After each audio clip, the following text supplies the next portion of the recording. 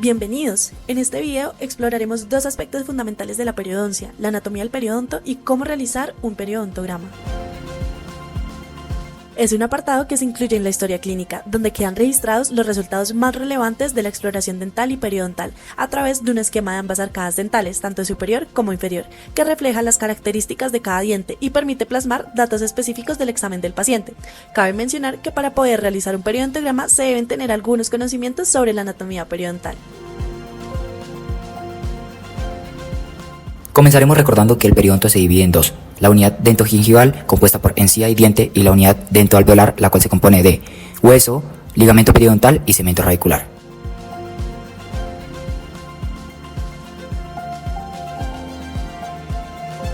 La encía libre, la cual se extiende desde el margen gingival al surco marginal, y la encía adherida, la cual se extiende desde el surco marginal hasta la línea mucogingival.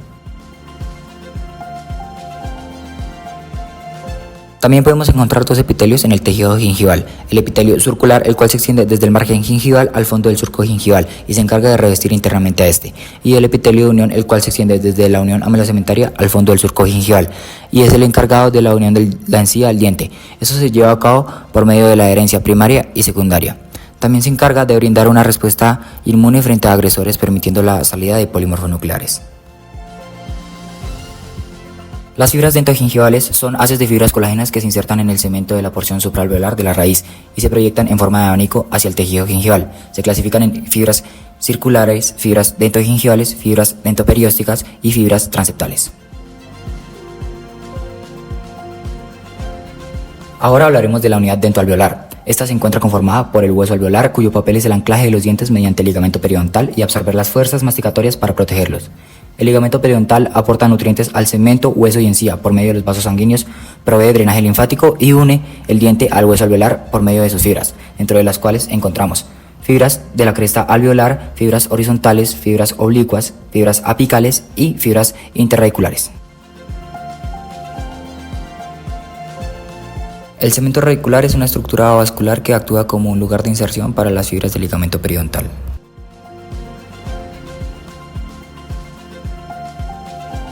Hola, empezaré presentándoles el formato de periodontograma.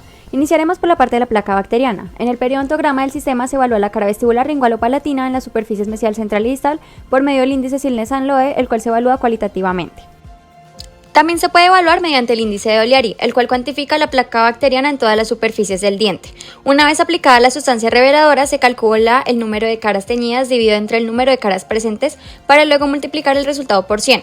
Se plasman los hallazgos en un diagrama como este y se cataloga la higiene de la siguiente manera.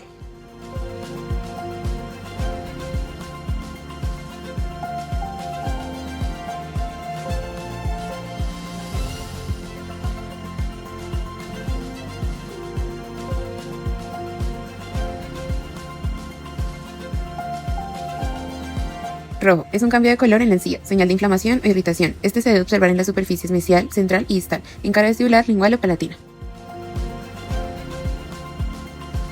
Son depósitos minerales duros que se acumulan por debajo del margen gingival. Se registrará su presencia en las superficies mesial, central y distal del margen gingival.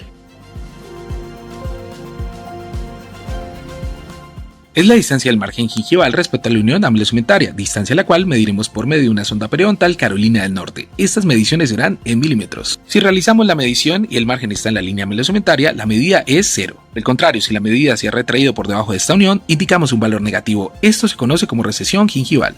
En cambio, si la medida es superior a 0, puede indicar inflamación o agrandamiento gingival, lo cual puede llevarnos a una pseudobolsa periodontal sin pérdida de soporte óseo.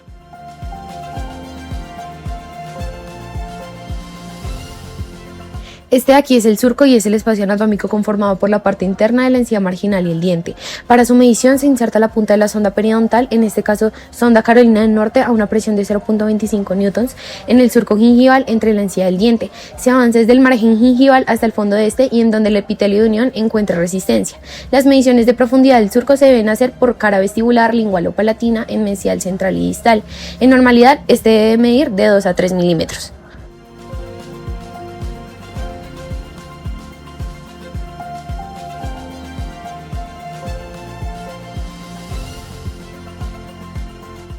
De acuerdo, ahora seguiremos con el nivel de inserción. Para su medición se parte desde la unión amelocementaria hasta el fondo del surco periodontal por medio de una sonda periodontal Carolina del Norte. En el primer diente podemos observar un diente sano, con un nivel de inserción de 0 milímetros. El que sigue presenta una pérdida de inserción moderada con un nivel de 3 milímetros, mientras que el último diente presenta una pérdida de inserción severa de 6 milímetros.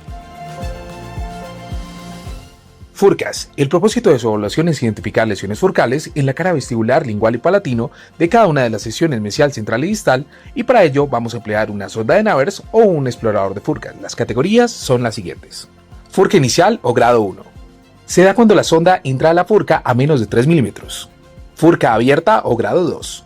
Se da cuando la sonda entra entre 3 a 5 milímetros. Furca completa o grado 3. Se da cuando la sonda entra a más de 5 milímetros o cruza la furca de lado a lado.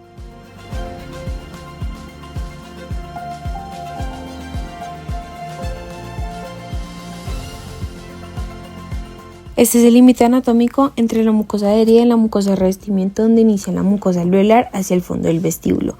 Primero debemos de retraer el labio. Aquí observamos el cambio de color y textura entre la encía adherida y la mucosa alveolar. Se digita el número de la medida desde el margen gingival hasta el límite anatómico en la parte más central del diente por la cara vestibular.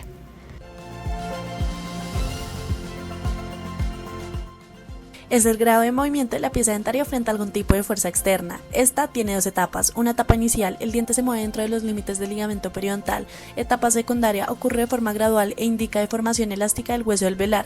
La movilidad se clasifica de acuerdo a la facilidad del movimiento. Grado 0 fisiológico, de 0.1 a 0.2 milímetros en sentido horizontal.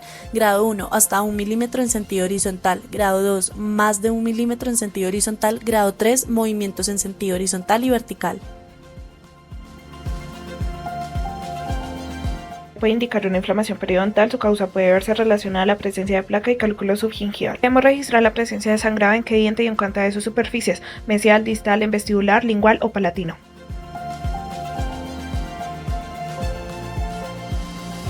Es un proceso patológico que consiste en la formación de exudado purulento, la cual es causada por lo general por una infección bacteriana. El sondaje se realizará en superficies mesial, central, distal, tanto por cara vestibular como palatino lingual, cada arcada para comprobar su existencia. Para iniciar con el examen clínico necesitaremos nuestro instrumental estéril, sonda, espejo y cucharilla. Iniciaremos el examen en el diente número 12 con la medición de placa en central, mesial y distal. Placa se evaluó mediante el índice de Sillnes y Loe, el cual es un índice cualitativo. Se presentó placa en la superficie distal, central y mesial. Ahora seguiremos con la superficie palatina, en el mismo orden, mesial, central y distal, haciendo uso del espejo y la cucharilla. Se obtuvo placa al raspado en las superficies distal, central y mesial. Al examen visual, la paciente no presenta rojo ni supuración. Paciente en normalidad no presenta cálculo subgingival. Para la medición del margen y el surco se utilizó la sonda en cada una de las superficies, mesial, central y distal, como ya se explicó anteriormente. Luego, en el surco, en la superficie distal, se obtuvo una medida de 1 milímetro y en margen gingival, en la superficie distal, se obtuvo una medida de 1 milímetro. En surco, en la superficie central, se obtuvo una medida de 1 milímetro y en el margen gingival, en la superficie central, se obtuvo una medida de 1 milímetro. En surco, en la superficie mesial, se obtuvo una medida de 1 milímetro y en margen gingival, se obtuvo en la superficie mesial una medida de 1 milímetro. Esto dándonos como resultado un nivel de inserción de 0 en las superficies distal, central y mesial. Ahora se realizará el sondaje por la superficie palatina, en mesial, central y distal, presentando un sangrado en distal. Para el cálculo del surco se obtuvo en la superficie distal 2 milímetros, en margen gingival se obtuvo 2 milímetros, en la superficie central del surco se obtuvo 1 milímetro, en la superficie central de margen gingival se obtuvo 1 milímetro, en la superficie mesial de surco se obtuvo 1 milímetro y en la superficie mesial de margen gingival se obtuvo 1 milímetro. Esto dando como resultado en nivel de inserción 0 en la superficie distal, central y mesial. Se presentó hemorragia en la superficie distal de la cara palatina. También se realizó la medición de la línea mucogingival de todos los dientes, principalmente del diente número 12 en superior y de todos los dientes en inferior.